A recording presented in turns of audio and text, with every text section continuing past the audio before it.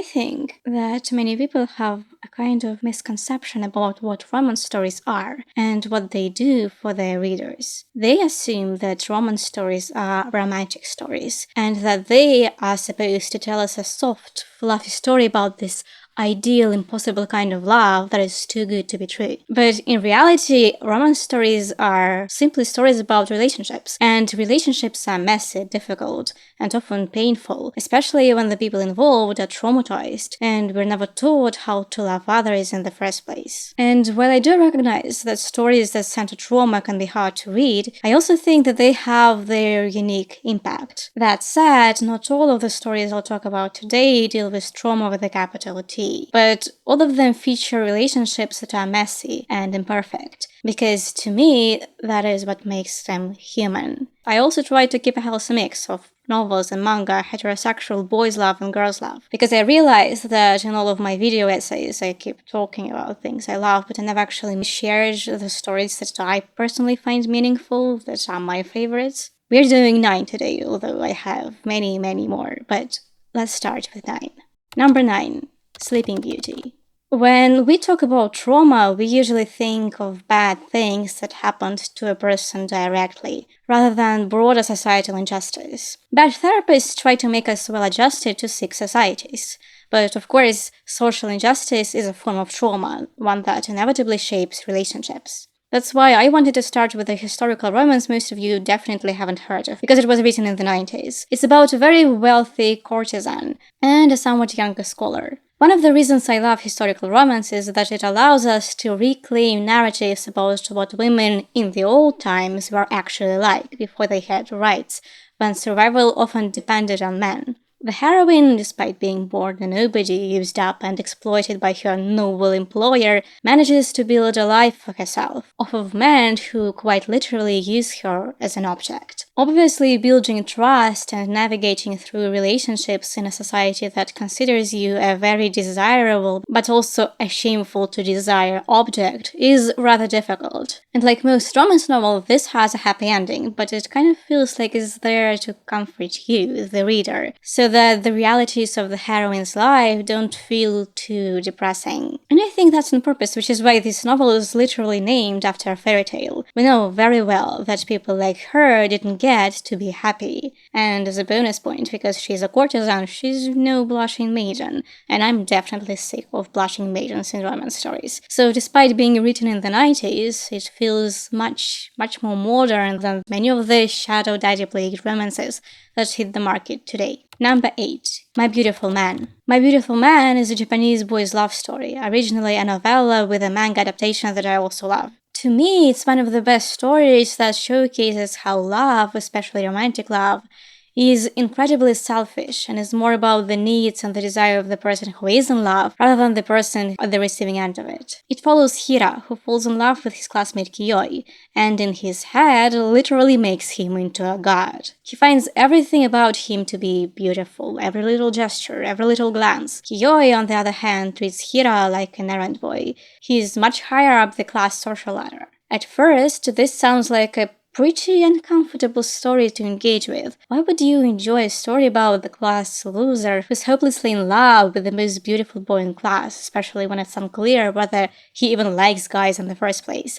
But what I really like about this story is exactly that. We usually think that this kind of all-consuming adoration would be too vulnerable to be comfortable. But the thing is, it showcases just how perfectly delusional that kind of love is, and how that kind of adoration is in fact what keeps the two characters apart from each other. Because in the end, it's Hira who puts this kind of wall of adoration, which keeps him from getting too close to his beloved. And I also think this story perfectly conveys that hot, woozy feeling of falling in love, when it feels like you're drowning but also on fire. Number 1. A Condition Called Love. Book Lovers is a book by the infamous Emily Henry, the author that many readers swear by. And for a good reason. She is said to be the only author that never writes cringe, and that her romance stories, even though they are romance in their structure, always tell a story that is a lot bigger than the story of that relationship. Book Lovers is my favorite book by her, first of all because it's filled with love for books, love for the chaos of big cities, but most importantly because even though it is technically a romance story and it even plays and makes fun of some of the romance tropes, for me it is ultimately a story about a different kind of love. I think this book is actually incredibly clever in selling us a messy, raw, and yet very tender bond between two sisters, and about how and why loving each other the way we want to be loved can be difficult at times. Don't get me wrong, there is a guy there, and he's hot, and the banter is a lot of fun, but he is there to get us to read about the sisters. And a lot of stories are like that. They have a romance story as this sparkly kind of glue that holds the story together, but the story itself is about something else entirely. This story is about love because there are more important kinds of love than the romantic love. And that love faces the same exact challenges, with the exception that no one treats platonic or familial love as seriously. And one of the main challenges of love is its uncertainty, because you can never get into the other person's head. You might love them with all your being, but they are fundamentally unknowable to you. And it's one thing to accept that the person I love most is fundamentally unknowable to me. It is another to accept that she doesn't quite see me either. Our ideas in our head about what it means to love someone and to belong with them might be in fact very different from what is in their heads. And accepting it can be very hard, but it's also a very important part of love. Number 6. MADK. MADK is a rather short manga, it only has a couple of volumes, and it starts off a little bit wild. So with all of my experience reading fucked up stories, that first chapter was, well, a surprise. But then it starts with this plot that, by the way, has what it seems like 100 different trigger warnings, and also features a person with 7 dicks, so you know, it's inventive, but brace yourself. But ultimately, MADK is a story about love. Well, maybe not actually love, at least I wouldn't call it that.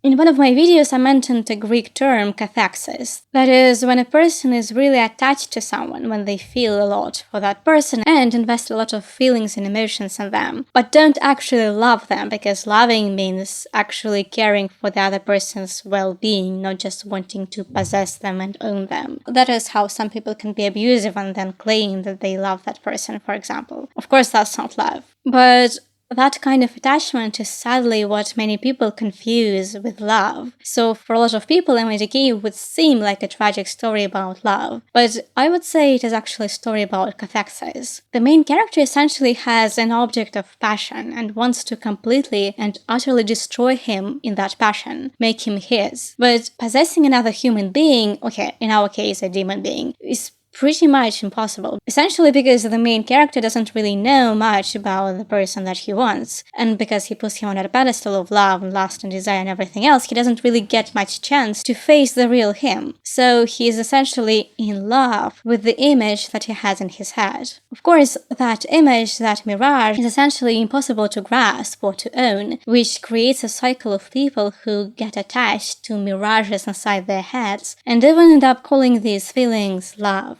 Number 5. The Cruel Prince. The Cruel Prince is another story about the dark side of human connections, and in my opinion is the OG and also one of the few actually believable enemies to lovers stories. Well, first of all, I think it's really well written, not just in terms of prose, but also in terms of just how contagious the heroine emotions are. The heroine, Jude, is, well, bullied by a group of kids, and she hates one particular guy in that group, and her hatred and fear of him are absolutely and utterly contagious. Like, the first time I read it, many years ago, I low-key imagined Cardan the Prince as Joffrey from Game of Thrones. I was convinced that he has blonde hair. He has black hair. I hated him so much, But after a reread, I realized just how brilliantly their encounters are written, how the book deliberately warps your impression of him because of Jude's hatred. To me, this is a book about vulnerability and armor, and the lengths that people will go to hide their vulnerability. Because it is ultimately a story about a girl who is so afraid that she almost ended up becoming a monster herself, and as some would say, actually did become a monster. But that fear and the reason people hide behind the armor of hatred and cruelty is because they believe themselves to be worthless. Sometimes even because they've been repeatedly told so. They believe that because they are unloved. That feeling of worthlessness is what fuels the monster inside of you and turns into a never-ending cycle of hatred. That is, of course, unless you manage to discard your armor. It is one of my favorite YA fantasy books because of how deliberate it is, with everything. It is the kind of book where every word makes sense and every detail matters. Number 4. Bloom Into You. Bloom Into You is a girl's love manga that presents this kind of interesting conundrum because it is essentially about a girl who doesn't want to get attached to people and a girl who doesn't want people to get attached to her. Toko seems like a perfect, naturally talented person at first glance, yet she is consistently pushing herself to become this perfect person. So when other people fall for this perfect image, she can't really accept these feelings. And that's kind of a paradox. She pushes herself to become perfect, to be liked, and to be accepted by others, but then pushes people away when they end up liking her perfect image. Ultimately, she hates her real imperfect self, and that's why she can't allow anyone to love her. And of course, she can't allow herself to love other people too. What if they love her back, but love the fake her? Which is why when she meets Yu, who is convinced that she can't fall in love with anyone, she's emo-coded. Like many of the characters in this list, by the way. When she meets Yu, Toko feels safe to love her, because she is confident that she won't be loved back in a way that scares her. The conundrum is that this story is about the difficulties in accepting love. You can't form a healthy relationship without knowing how to accept love. And accepting love is pretty much impossible if you believe that you're not good enough, not worthy of love and affection. Which is why it's difficult for perfectionists to accept praise and love, because they hate themselves, and they don't believe that praise or love to be genuine or significant. So in the world of this manga, it becomes kind of a paradox. Toko craves connection and wants to be close to another human being, yet because she believes she's not worthy of love, she won't let other people to get close to her. Number 3. Nina the Starry Bride. I kind of hate its English name, to be honest. I prefer the Japanese one, which roughly translates as Nina from the Kingdom of the Falling Stars, and focuses less on her being a bride, but oh well. Nina is one of my favorite stories, period, and definitely one of my favorite romance stories because of how brilliant it is at exploring the nature of love, and how that's different from romantic infatuation. Again, there is a theme here. You see, the English language is kind of bad at distinguishing between love and infatuation, but in Japanese, as in Russian, there is a clear linguistic difference between being in love and loving someone. The manga follows Nina, a girl abducted to replace a recently deceased princess who was supposed to marry into a neighboring country to prevent a war. The story features 3 characters who are all terribly lonely and all feel kind of estranged from their own lives, since everything in their lives has already been decided for them. They are encouraged to leave to fulfill someone else's goals for the sake of duty, or to live according to someone else's beliefs. This estrangement doesn't just make them mentally unwell, but it also forces them to look for other ways to compensate for it, to try to find some meaning in the cards they've been dealt. And what they end up doing is trying to find that meaning, the meaning of their life, in their attachment to other people. So can this masochistic phantom attachment be called love? They say love is blind at all, but why is it blind, and how is it blind? Could it be that someone who is very lonely can catch feelings for literally anyone who shows them enough kindness and compassion? Can your feelings for another person be even called real when they are essentially just a trauma response to your shitty life? Those questions are explored in one of the truest love triangles ever written that is 100% guaranteed to make the characters and the reader suffer no matter how it ends. Number 2. Second is Love. Second is Love is yet another story about how love relates to trauma, focusing heavily on the trauma side, and how our traumas actively prevent us from loving other people and how they keep us stuck in the same never-ending cycle. It gets pretty dark, at least for me, and I've read much more darker stories. The kind where the worst possible thing happens, all kinds of shit. But this manga, even on a reread, it just gives me chills. Because its darkness is not extra, it's kind of mundane. It's about the horror of these mundane things. And in this case, the horror of your old regular essay. But the kind where the victim doesn't struggle or yell or even just say no, so no one treats it as a big deal. In part because its protagonist and the victim of essay is a man, which is important because male victims are often not taken seriously and not talked about enough. Sekine is a character that I find to be